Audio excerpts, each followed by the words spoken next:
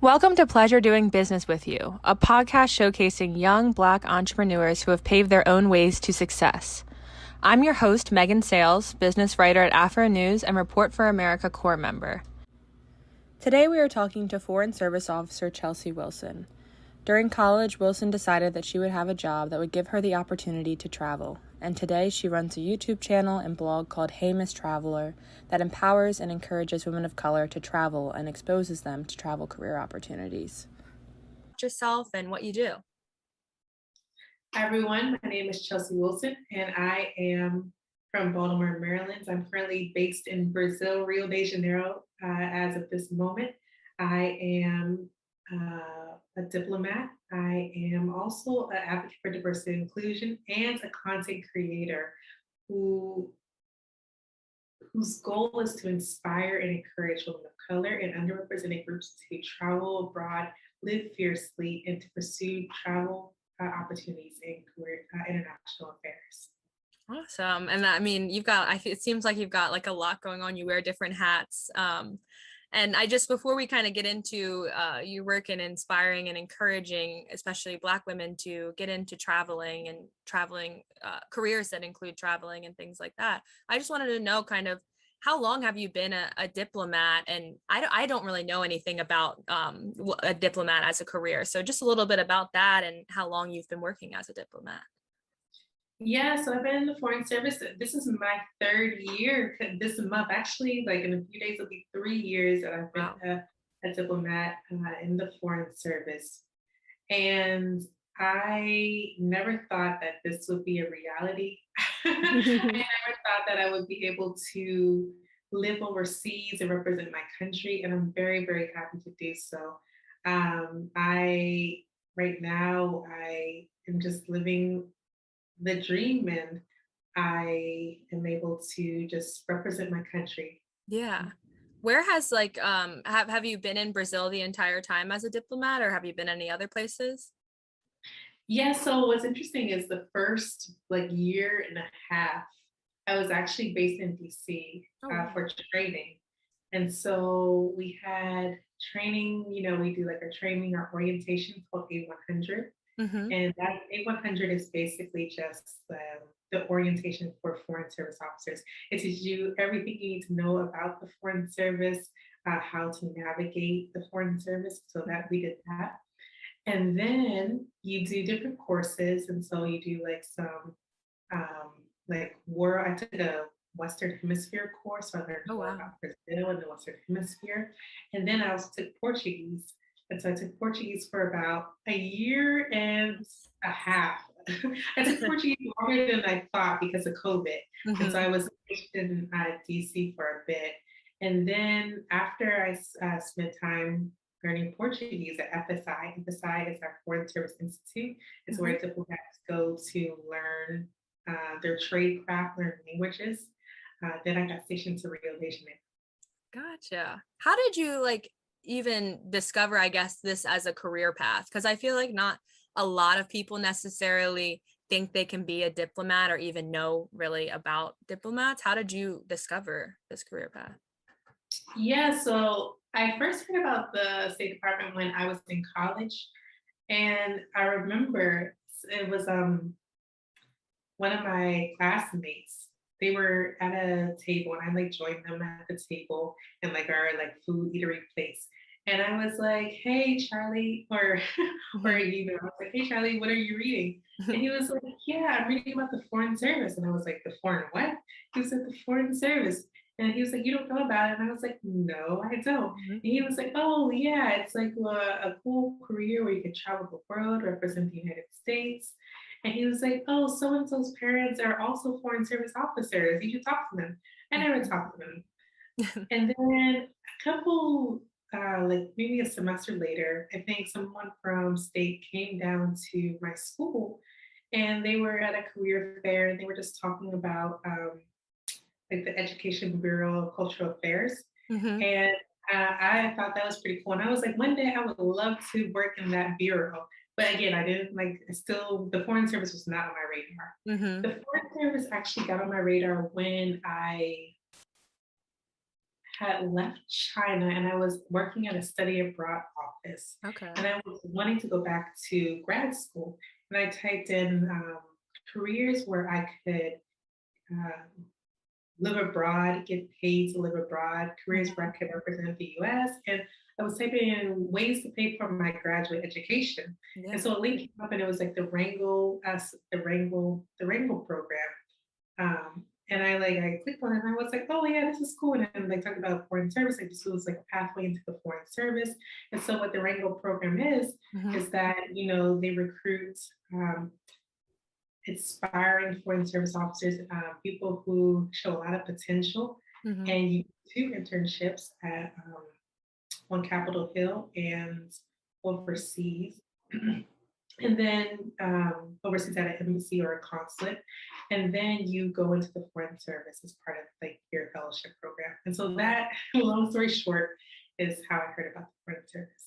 Gotcha. And I from like looking at your blog and things like that, you weren't always this world traveler. But one day you kind of became one, and I think it was because you had like a study abroad experience or something like that. Can you tell our listeners a little bit about that? Yeah, so it's my study abroad experience in India, Chennai, India. Mm. And that changed my life forever. I am grateful to my school. I went to college, Juniata College, small liberal arts school in Huntington, Pennsylvania, but they have a really good study abroad program. And so I studied abroad in Chennai, and I absolutely loved it. I remember I was my mom at the end of my semester. She asked me, did I want to come home? And I was like, no, I want to stay. I want to stay in Chennai because I absolutely had a great semester. That semester, I traveled all throughout India. I learned about Indian culture. I Mhm. spent a lot of time with my classmates from the region. I learned about Indian food. I ate a lot of Indian food. Yeah. And it was just such an incredible experience that it encouraged me to continue to want to pursue opportunities abroad. Yeah. And so when did you kind of decide, I mean, after you've realized how much you loved kind of foreign service and working in different countries, different cities, when did you decide that you wanted to kind of be an advocate for that and start, a blog and a YouTube channel to inspire more Black women, especially to go after these careers? I've been blogging for about 10 years. I actually started my first blog when I was in college. I was a senior in college. This was Wow. after India. That was one of my Okay. first blogs. And it was called the Xenophile Diaries, which I talked about culture and Black history. Hmm. And then that morphed into a blog called Rookie Notes. And on Rookie Notes, I talked about my life lessons. I talked about like how you can travel. I actually have Yeah. old videos on my YouTube channel that's actually 8 years old. If you go Okay. back to my YouTube channel, you can see really, really old videos. But I used to it all started when I began to prepare for a half marathon. I was just talking about um, my life, my life journey. Hmm. And from that, it evolved. And I was like, you know what? I have things that I would like to share with people because I realized that everyone's not doing the same things that I'm doing, or Yeah. nor do they have the opportunity. And so Rookie Notes evolved into several iterations. And then, in 2018, it became Hey Ms.Traveler. And Gotcha. Hey Ms.Traveler really I talked about travel before on Rookie Notes, Hmm. but I think I focused more on travel and travel careers because of the path I was headed with Hey Ms.Traveler more. Yeah. And so on Hey Ms.Traveler, like what kind of on the blog and the YouTube channel, but what kind of things do you offer to viewers? Is it like tips on how to travel, like travel affordably? Is it different careers? Just like what type of things can viewers kind of see and get from you? Oh yeah, like I try to cover a good amount. I talk about travel tips, Hmm. and so what you need to know when you travel abroad, when you travel domestically. I talk about the latest things in travel. I also talk about travel careers. Yesterday, I just released a video with the first Black NFL female referee, Oh, wow. Maya Shaka. I also interviewed lawyer in the UN, a travel writer with National Geographic, two Black female pilots. So I Hmm. talk about travel careers as well, not just diplomacy, but Yeah.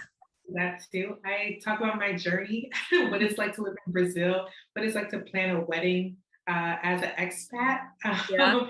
the hardships that I go through while living overseas. Hmm. And so I think those are the main things that I talk about on Hey Ms.Traveler. But I want it to be a place where when people come to see Hey Ms.Traveler, that they can know how to travel with confidence and they can know ways they can work abroad. Because I remember when I had just come from India Yeah. and I was, how can I like work abroad? How can I like be abroad? I did not know. I think the internet is way better now. Hmm. But back in 2013, I was like, wow, I wish this resource existed. Hmm. And that's why I have Famous Traveler today. And I love that you say like showing them how to travel with confidence, because I think a lot of people are like fearful about like especially having a career abroad, but like traveling and things because you don't know the area or maybe you don't speak the language. But what do you feel like kind of you've gained from having a life full of traveling and visiting other countries? Oh, I'm definitely much tougher. I'm much more confident. I am sharper. I'm flexible. When you're overseas, you have to be flexible. Yeah. I am more resilient because I'm always in situations where I did not expect to be in. And sometimes the situations are hard, Hmm. but you got to learn how to bounce back from those situations. So I definitely am that. And I think I also become more curious. Hmm. I always, I want to know more. I want to know more about people, how they live, and it just keeps life fun. It keeps Yeah. life exciting. I mean, I'm kind of jealous. It sounds like super cool. And I especially just really like that you kind of emphasize that you want to encourage women of color, especially to travel. Why did you kind of land on targeting Black women, especially, and encouraging them to kind of enjoy traveling careers, or at least get out there and visit other countries and things? I think I target Black women because I'm a Black woman. Hmm.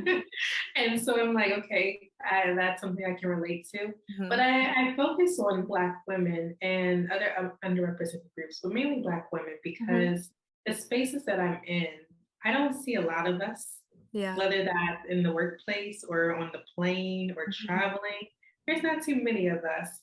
And so I want to be able to help as many people as I can to show them that it's possible. Because I don't think I'm that special, but Yeah. somehow I've been able to do this, and I want to be able to say, if I can do it, you definitely can do Yeah, it. definitely. And just how do you think kind of just traveling in general can inform, our understanding of people that are different than us? But you definitely learn about how other people live, Hmm. and you gain a perspective into the worldview, as opposed to if you just, stay in your own area. There's a big world out there, and that's something that India taught me, and that's kind of why I continue to travel. Um, but traveling definitely shows me how other people live, and from every trip or every place that I am in, there are things that I don't like about Yeah. some places, but there are a lot of things that I do take away from these places, and I think that makes me a better person. Yeah. It makes me a more well-rounded person, a more well-rounded individual, and I that's the beauty and the present of travel and just getting to know other cultures. Are there any like places that you haven't been yet that you really want to go to or you would really like to work in? Oh yeah, definitely lots of places. I would like to explore the continent of Africa more. I know there's a ton of countries there. I've been to Morocco, but I would love to explore I love to go to Ghana, South Mhm. Africa, Tanzania, Kenya. Um, I would love to go there. I would love to explore more of Asia. Asia is where my Yeah. heart is. I have the most experience in Asia, Hmm. and probably the Western Hemisphere too. I would love to go to Colombia. Mm. I would love to explore Mexico. There's like pretty much every continent I want to go Yeah. somewhere. Yeah, just to see because it's just so fascinating. Hmm.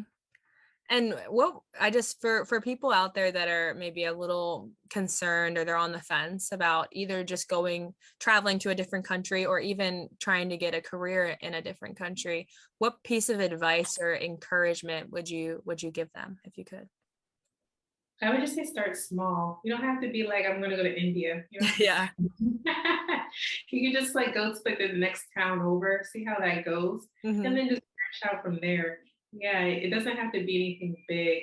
And I think once you like do it a couple times, you'll start to get the hang of it. And then you'll be like, okay, if I can go to the next town over, I can go maybe 100 miles more.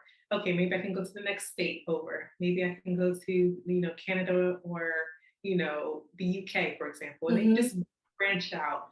But don't, you don't have to like I said, you don't have to throw yourself into places where it's completely different. Just start Yeah. small. Yeah. And just Oh, I wanted to see if you have like any tips that you want to give our listeners about like how to plan kind of the perfect trip, or especially like a trip that is affordable and things like that. yeah. So for me, I would say that I actually have a video on my channel about how to budget and how to plan a trip. But I think the first step in terms of planning a trip is just to choose a destination. In terms of budgeting, there's so many different things. It's like I think the main thing that comes to mind is Mhm. flexibility. You Yeah. just have to be flexible. Like for example, if you could fly out on a Thursday or a Wednesday versus a Friday, you might save hundreds of dollars right there. Mhm. Because everybody's flying on a Friday. Or if you can come in and land on a Monday instead of a Tuesday, you might save money right there. Um, I think that if you go during off-season time, that you could save a ton of money rather if you go during a peak time because you Yeah. want to go to places during seasons and um, locations where people aren't going all at once. I think Yeah. that's the key is saving while traveling and just save. So when you get your paycheck, maybe put a little bit away each week and it will Mhm. add up over time. Awesome. I need to do a little more saving because there are a bunch of places I want to go. And Chelsea, I just wanted to give you the chance to just kind of plug your YouTube channel, plug all your social medias for our listeners so they can go and follow and subscribe to your YouTube channel. Yeah, so definitely check me out on Hey Ms.Traveler. I post every week. I post travel tips. I post careers and international affairs, and I also interview some pretty cool people Mhm. who are doing amazing things in the travel industry. So be sure to check out Hey Ms.Traveler and let me know if you come from this podcast. I would love to. I try to respond as Mhm. much as I can to the people that are watching, to the subscribers. But yes, I'll see you over there, and I hope that you uh, get a lot out of it. I get a lot out of my subscribers, my viewers too. It teaches Yeah. me a lot. And everybody, I've checked out the YouTube channel. There are a bunch of videos with a bunch of information. I'm trying to plan a trip with one of my friends for January, and I am intending and watching the videos about how to afford it and budget and everything. But thank you so much, Chelsea, for joining me on the podcast today. It was a pleasure doing business with you. Thank you, Megan. Thank you for having me.